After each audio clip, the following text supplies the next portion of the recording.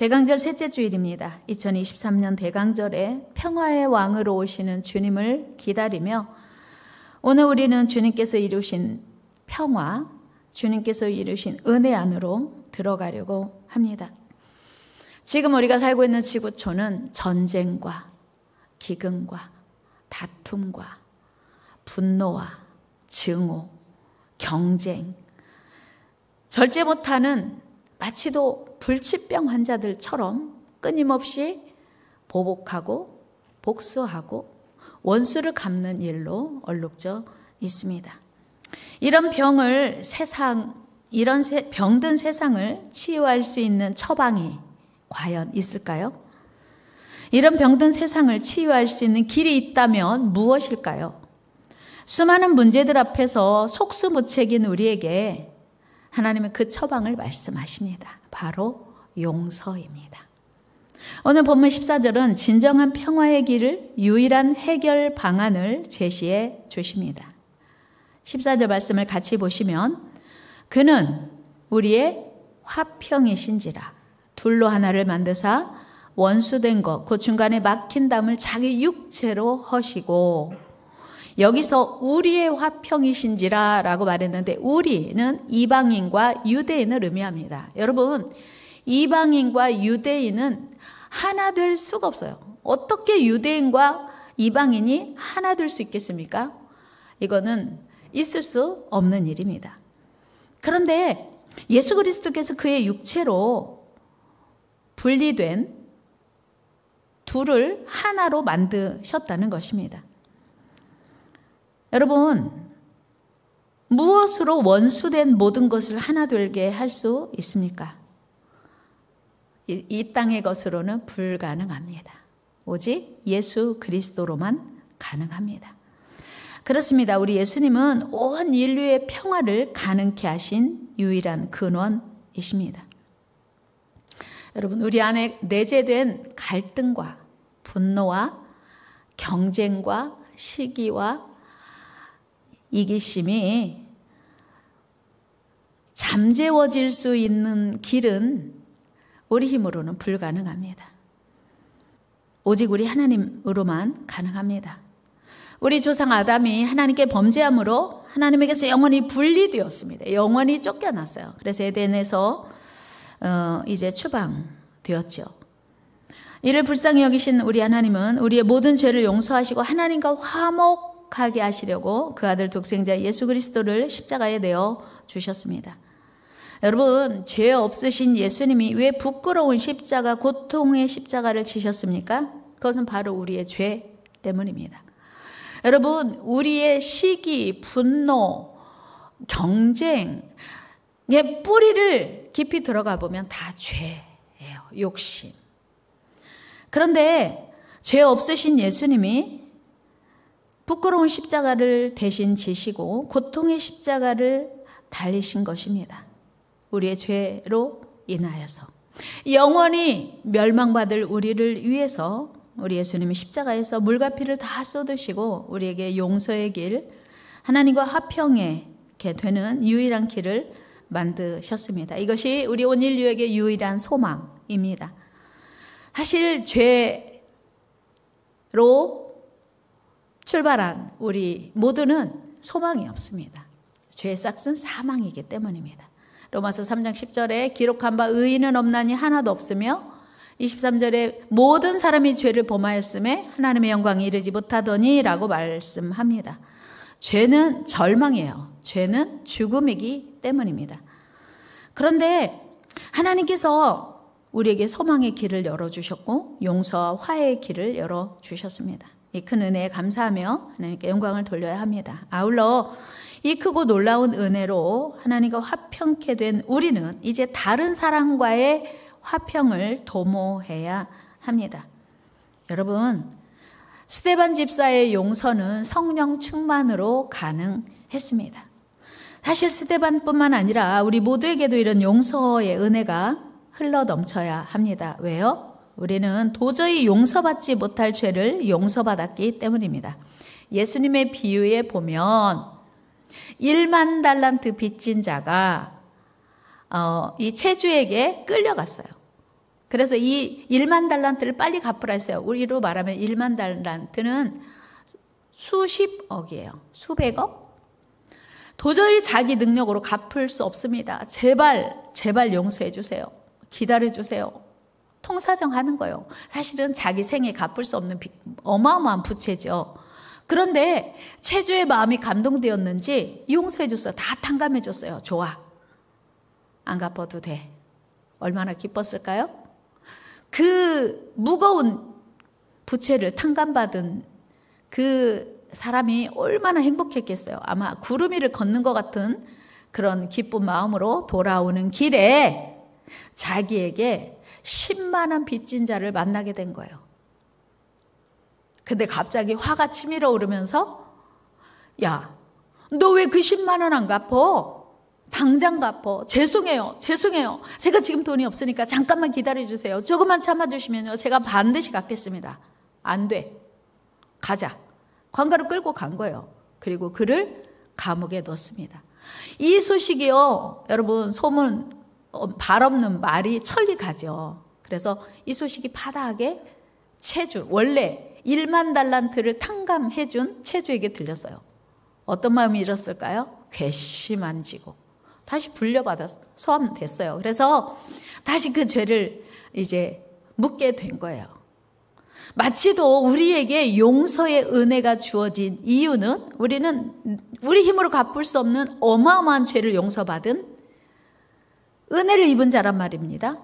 그런데 우리가 다른 사람의 죄를 용서하지 않으면 이런 상황인 거예요. 여러분, 우리가 갚을 수 없는 죄를 용서받았다는 사실을 잊어버리면 다른 사람을 용서할 수 없습니다. 스데반 집사가 자신을 돌로 치는 자들을 용서할 수 있었던 근거는 자기 역시 용서받을 수 없는 죄를 예수님이 십자가에서 대신 치고 용서해 주셨기 때문이라는 믿음이 있었기 때문이었어요. 예수님이 우리에게 보여주신 용서의 본이 무엇이었습니까? 예수님도 자신을 십자가에 못 박는 그 사람들을 용서해 주옵소서였어요. 손과 발에 못을 박고 옆구리에 채찍으로 찔러대고 가시멜류관을 씌우는 그 로마 병정들을 용서해 주옵소서라는 기도를 드렸습니다. 우리 예수님의 기도를 같이 한번 읽어봅니다. 누가복음. 이에 예수께서 이르시되 아버지 저들을 사하여 주옵소서 자기들이 하는 것을 알지 못함이니이다 하시더라. 그들이 그 옷을 나눠 제비 뽑을세. 여러분, 예수님 당시에는 속옷이 없어요. 그냥 통으로 짠 겉옷 하나, 그거 벗기면 그냥 몸이 드러나는 거예요. 근데 예수님은 자기들을 고통스럽게 할 뿐만 아니라 자기의 옷을 벗겨서 제비 뽑아 나누는 그들을 향하여 저들의 죄를 용서하여 주옵소서, 용서의 본을 보이신 거예요. 여러분, 어떻게 그들을 용서할 수 있었을까요? 예수님은 이것이 하나님의 사랑을 입은 자들의 사명이야 라고 우리에게 친히 본을 보여주셨고 가르쳐 주신 것입니다. 따라서 우리는 하나님께 받은 대로, 예수님이 가르쳐 주신 대로 용서의 삶을 살아야 합니다. 믿음의 조상 아브라함은 조카 롯과 함께 이제 소유가 많아져서 같이 동거할 수 없습니다. 그때 삼촌 아브라함이 말합니다. 네가 우하면 내가 좌하고 네가 좌하면 내가 우할게. 먼저 선택해.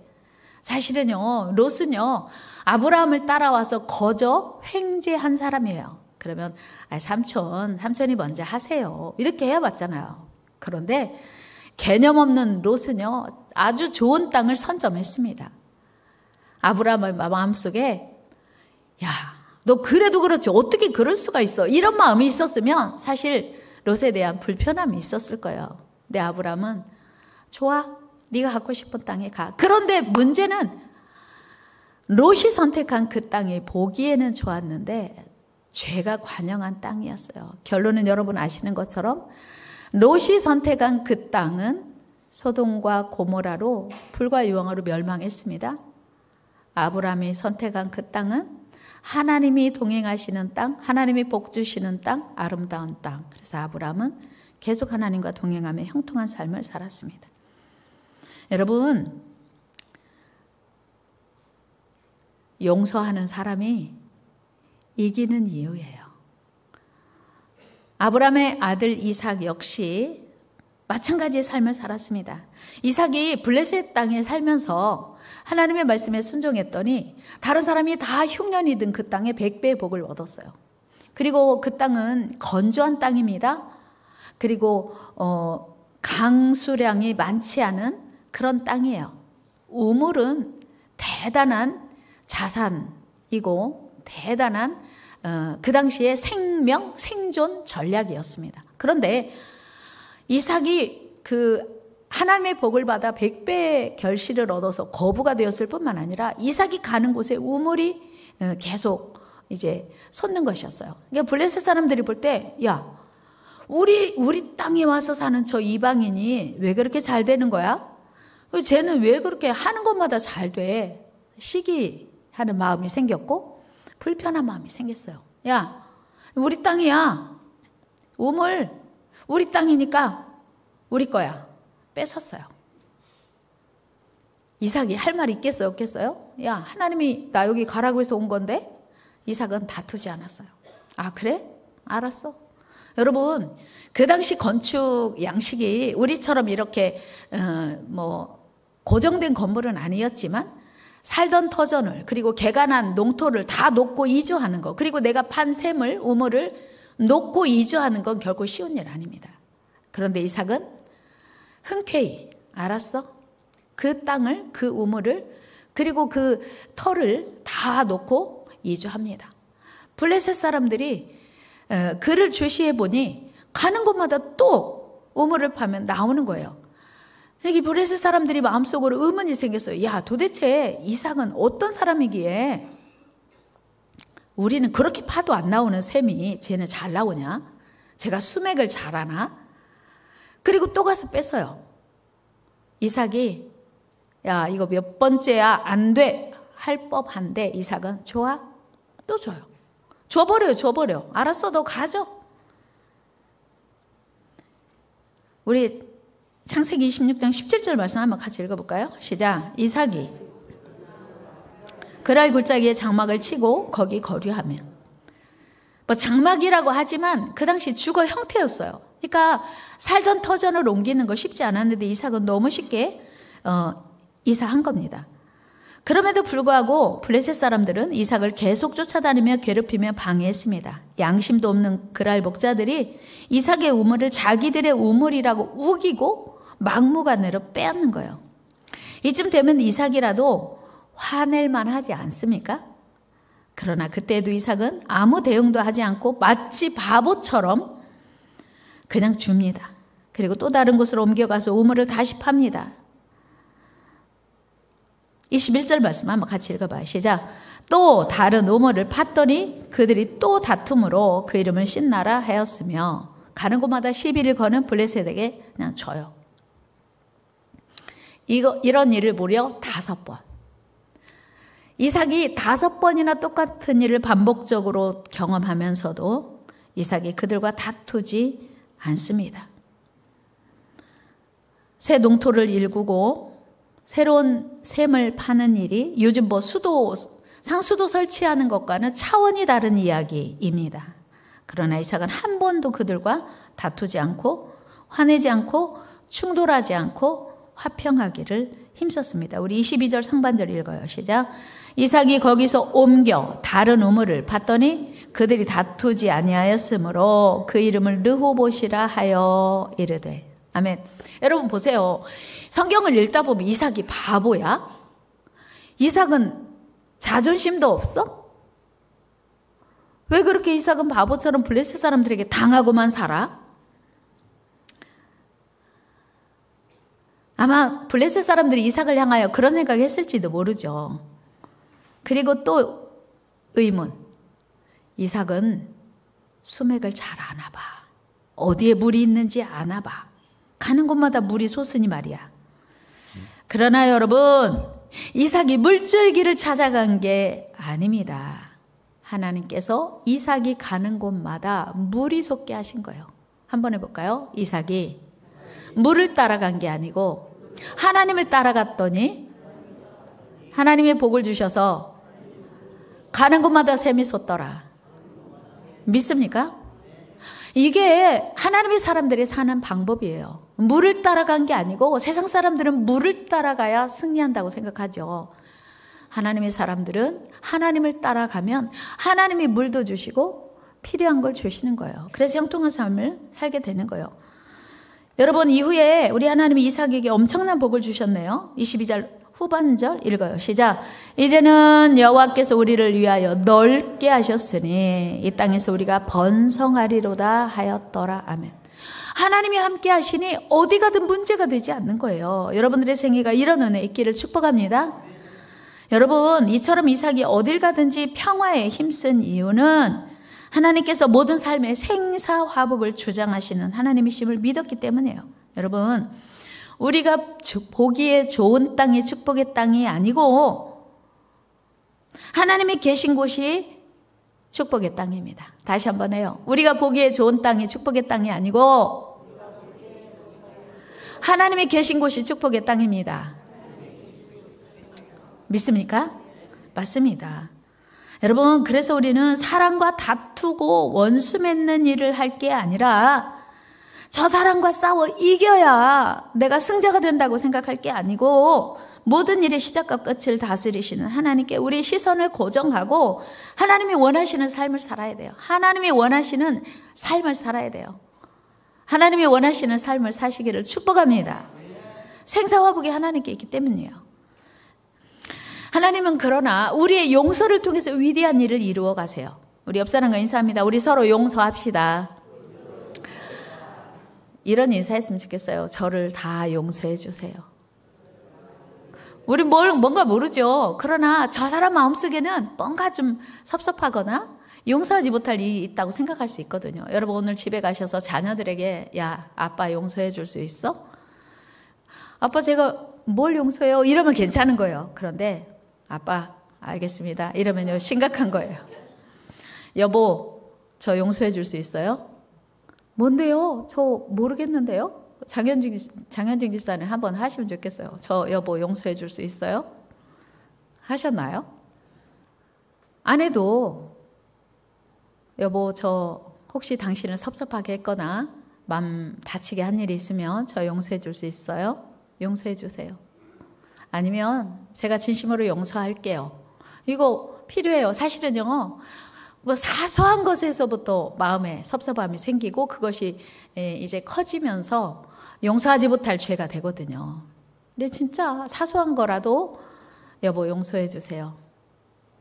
제가 다 용서했습니다. 이게 정말 서로가 행복해지는 일입니다.